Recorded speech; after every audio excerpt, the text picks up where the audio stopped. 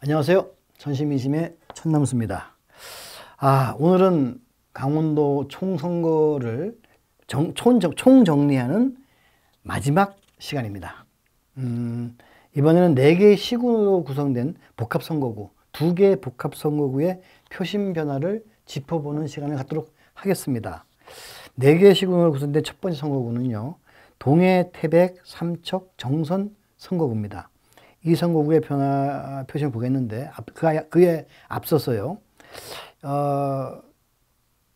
당초 더불어민주당은 동해 삼척 선거구 경선을 통해서 원래 김명기 후보를 공천을 했습니다. 그 경선에서 아마 김명기 후보가 김동완 후보를 누르고 이제 당선이 돼서 이제 후보 준비를 하고 있었는데, 갑자기 태백 정선이 또 이 선거구에 합쳐지게 됩니다. 그래서 다시 또 경선을 치르자 이렇게 이제 바뀌게 된 거죠. 그러다 보니까 김명기 후보가 여기에 반발해서 사퇴를 하고, 결과적으로 김동완 후보가 전략 공천을 받는 등 상당히 우여곡절을 겪은 지역입니다. 더불어민주당 입장에서는. 그런데 반면에 미래통합당에서는 이철규 후보를 이제 공천을 미리 해서 선제적으로 선거 대비에 나섰다. 이런 점이 좀 비교되는 대목이 아닌가라는 생각이 듭니다. 하여간 선거 결과는 미래통합당의 이철규 후보의 낙승이었습니다. 10% 정도 차이로. 그래서 그래도 그간의 어떤 여론조사를 토대로 해서 표심이 어떻게 움직였는지, 그리고 또 당락 갈렸던 결정적 요인이 무엇이었는지 한번 짚어보도록 하겠습니다. 네, 이 화면을 보시면요, 지난 4일과 7일 여론조사 결과입니다. 도내 5개 언론사에서 한 번 한 자료가 여기 나와 있는데, 이때도 사람들이 많이 놀랬죠. 이철규 후보의 당연히 우세로 이렇게 짐작이 되고 있었던 지역에 더불어민주당 김동완 후보가 나름대로 경쟁력을 갖추고 있다는 것이 이제 조사 결과 나왔습니다. 두 사람의 격차가 4%포인트, 그러니까 오차 범위 내 접전 양상이다라고 이제 나왔는데, 결과적으로 선거 결과는 어떻게 나왔을까요? 여러분도 아시다시피, 미래통합당의 이철규 후보가 과반이 넘는 53.6%로 43.1%에 그친 더불어민주당의 김동완 후보를 10.5%포인트 정도 차이로 누르고 낙승하게 됩니다. 어렵지 않게 이겼다, 뭐 이렇게 표현이 되겠죠. 그런데 이 선거 결과의 지역별 개표가 참 관심이 갔는데요. 사실 이철규 후보는 동해 출신이고 김동완 후보는 삼척 출신입니다. 삼척 신기, 도계 일대인데, 물론 고등학교는 동해에서 나왔습니다만 어쨌든 출신이 삼척이기 때문에 동해 삼척 지역 대결 양상도 나타나지 않을까, 이런 이제 예상도 좀 적지 않게 나왔었습니다. 그리고 또 이 선거 기간 중에는 삼척에서 바람이 분다, 이런 얘기도 있었고 그랬는데, 사실은 뚜껑을 열어놓고 보니요, 이게 웬일입니까? 삼척에서도 이철규 후보가 김동완 후보에게 8% 가까이 앞서는 것으로 이렇게 나옵니다.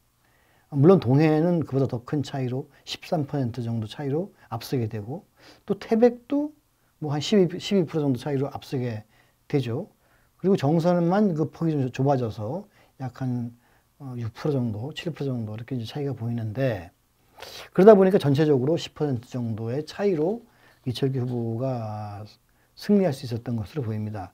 아마도 이것을 보게 되면 김동완 후보가 이제 생소한, 그러니까 이철규 후보는 현역 프리미엄이 있어가지고 높은 인지도가 있었고, 또 그걸 기반으로 해서 같은 삼척에서 갈라진 태백 같은 경우는 같은 지역으로 묶어서 선거전을 돌입해서 태백도 높은 지지를 받았던데, 반면에 김동완 후보의 경우는 처음 나왔기 때문에 낮은 인지도로 많이 고생을 했을 것이다. 결국은 정당을 가지고 선거운동을 할 수밖에 없는 한계가 있지 않았겠는가라는 생각을 할 수밖에 없겠습니다. 하여간 전체적인 말씀을 드린다면, 선거전이 진행되면서 일각에서는 여당의 프리미엄을 업은 김동완 후보의 선전이 기대된다라는 목소리가 있었던 것도 사실입니다.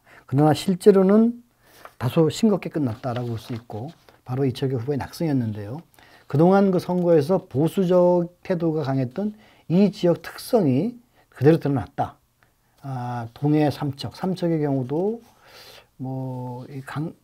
고향 출신이 삼척 출신이 출마했음에도 불구하고 그 보수적인 색채, 제가 이제 경상 북북도 이렇게 얘기를 하는데 그러한 표심이 드러난 것이 아닌가라고 이제 생각이 됩니다. 물론 여기는 그렇다고 해서 어떤 지역이 붙었다고 해서 교류가 많다는 뜻은 아닙니다. 경상북도하고는. 다만 그동안의 선거 결과가 그러한 성향을 띠기 때문에 제가 경상북북도라고 명하고 있는데 하여튼 그런 것이 특징이라고 볼 수 있고요.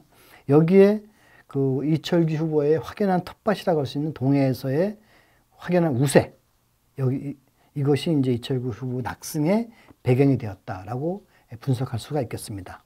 그래서 이번 동해 삼척 태백 정선 선거를 한마디로 요약한다면 경상북북도의 보수 표심 이번에도 유효하다입니다. 네, 자 이제 마지막이죠. 홍천 행성 영월 평창 선거구에 대해서 한번 여러분께 또 설명을 드리겠습니다.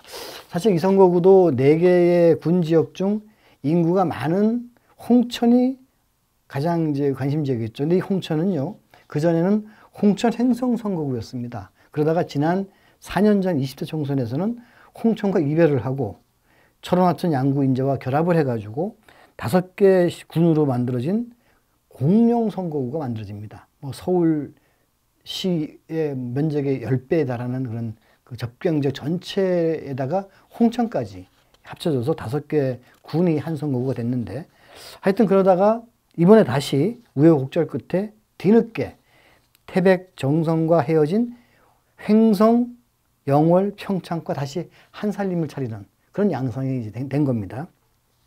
그러다 보니까 이번에 이제 무소속 출마한 홍천 출신의 조일현 후보의 경우는 사실은 홍천을 기반으로 해서 철원하천 양구 인재를 열심히 다니면서 표밭을 갈았습니다만 그쪽은 저쪽으로 가버리고 다시 난데없는 횡성과 영월, 평창이 선거구에 편입이 됐던 것이죠. 또 반면에 그 영월과 평창을 기반으로 했던 유상범, 원경원 후보의 경우는 그동안 태백 정선, 영월, 평창, 또 횡성 이쪽을 열심히 다녔는데 그 태백 정선은 저쪽 동해 삼척으로 가버리고 홍천이라고 하는 다소 정서적으로도 거리가 있는 그런 지역이 한 선구가 돼버려 갖고 가뜩이나 처음 출마해서 인지도가 낮은데 선거를 얼마 앞두고 이렇게 선거구가 바뀌다 보니까 굉장히 난감한 상황에서 선거에 임할 수밖에 없었다. 그러한 고전할 수밖에 없었던 구조였다. 이렇게 이제 말씀을 드릴 수 있겠습니다. 하여튼 제가 앞에 서설이 좀 길어졌는데요. 여튼 여야 후보와 무소속 후보가 맞붙은 이번 선거의 승자는 그 미래통합당의 유상범 후보였습니다. 그럼 지금까지 선거 과정에서 지역의 표심이 또 어떻게 움직였는지 또 당락을 갈랐던 결정적 요인은 어디에 있었는지 한번 짚어보도록 하겠습니다. 자, 이 화면을 한번 보시죠. 홍천 행성 영월 평창 이쪽에서 그 지난 여론조사 2번에 있었습니다. 그 강원도민일보가 지난 3월 말에 했던 조사는 유상범 후보가 원경환 후보에 비해서 약 한 12%포인트 좀 앞선다. 이런 결과가 나왔었습니다. 그런데 선거전이 본격화되면서는 그 도내 5개 언론사의 여론조사는 이게 좀 많이 바뀌었죠. 원경환 후보가 오히려 35.8%, 유상범 후보가 33.1%, 그리고 조일현 후보가 11.1%로 오차 범위 내긴 합니다만 원경환 후보가 선두를 달리는 것으로 이렇게 나왔습니다. 그러나 이제 선거 결과는 달랐습니다.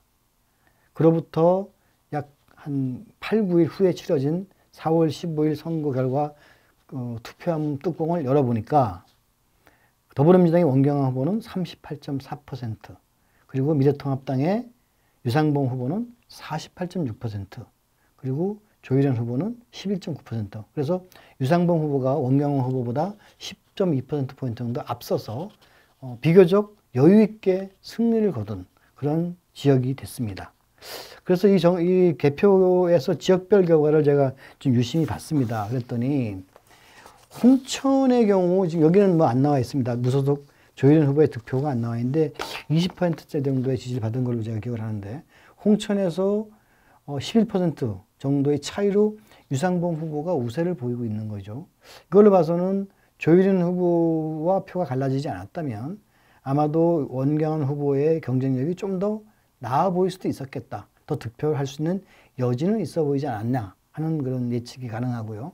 반면에 이제 횡성의 경우는 한 10% 이상 차이가 또 나서 횡성에서는 원경한 후보가 열세고 그 유상봉 후보가 좀 우세를 보이고 있었고, 근데 영월에 보십시오. 영월은 그 유상봉 후보의 이제 출신인데 그 전체적으로 6대4 정도 보이죠. 그래서 그 원경한 후보를 좀 압도하는, 그래서 전체적으로 당선을 가는 득표력을 영월, 고향 땅 영월에서 보여줬다. 이렇게 볼 수가 있고, 반면에 평창은 이게 수치상으로 보면 이게 믿어지지가 않는데 0.5%포인트로 오히려 유상봉 후보가 더 나옵니다. 이 원경 후보의 고향 땅에서. 그래서 이 지역은 좀, 이 결과가 참으로 뭐 여러 가지 요인이 있습니다. 물론 보수적 표심도 있을 수 있고, 또 선거 전년 과정에서의 여러 가지 변수들이 작용했을 수 있습니다만, 제가 나름대로 생각을 해보면, 영월의 경우는 영월읍 전체 인구가 한 3만 명이 좀 넘는데요. 영월읍을 중심으로 2만 명가량이 좀 집결해 있습니다. 따라서 영월읍에서 형성되는 표심, 여론이 전체로 파급되는 힘이 굉장히 큽니다. 반면에 평창 구성은 평창읍과 진부 대관령으로 남북이 좀 갈라져서 인구 분포가 구성되어 있기 때문에 전체의 여론을 한꺼번에 끌어갈 수 있는 데 있어서는 영월보다는 상대적으로 약하다. 그런 지역적 특성을 가지고 있다고 볼 수가 있겠습니다. 어쨌거나 이번 선거에서 각 후보가 전력을 기울인 지역은 분명히 가장 유권자가 많은 홍천이었습니다. 여야 각각 공천을 받은 그 원경한, 유상봉 후보가 바로 이제 홍천으로 달려갔는데 사실은 굉장히 생소한 지역이었죠. 그래서 이것을 전략적으로 삼아서 활약을 집중했습니다. 그런데 홍천에는 바로 더불어민주당 공천에 반발해서 무소속으로 출마한 조혜련 후보가 있었습니다. 그래서 결과적으로 조혜련 후보가 홍천에서 얻은 표로 인해 가지고 원경한 후보에게는 그것이 악재가 됐고, 유상봉 후보에게는 역으로 호재로 작용하게 됨으로써 당락을 갈랐다라고 보는 것이 타당할 것 같습니다. 선거운동 기간 내내 그 전략지역이었던 홍천의 표심이 분열된 것 자체가 바로 당락을 좌우했다 볼 수 있는데, 바로 그런 면에서 홍천에서 그 공약을 놓고도 이제 부딪혔죠. 그래서 용문 홍천간 철도 건설을 놓고 벌린 논란도 이러한 상황을 보여준 한 사례다라고 볼 수가 있겠습니다. 하여튼 그래서 홍천, 횡성, 영월, 평창 선거를 한마디로 요약한다면 선거 구도가 이렇게 중요한 선거도 드물다라고 할 수가 있겠습니다. 네, 그동안 4차례에 걸쳐서 강원도 8개 선거구에 대한 이번 선거의 그 표심 변화, 그 다음에 당락이 어디서 갈렸는지를 한번 짚어봤습니다. 앞으로도 천심민심은 다양한 내용으로 여러분을 찾아뵐 것을 약속드리겠습니다. 잊지 않고 좋아요, 구독 꼭 부탁드리고요. 지금까지 천심민심의 천남수였습니다. 고맙습니다.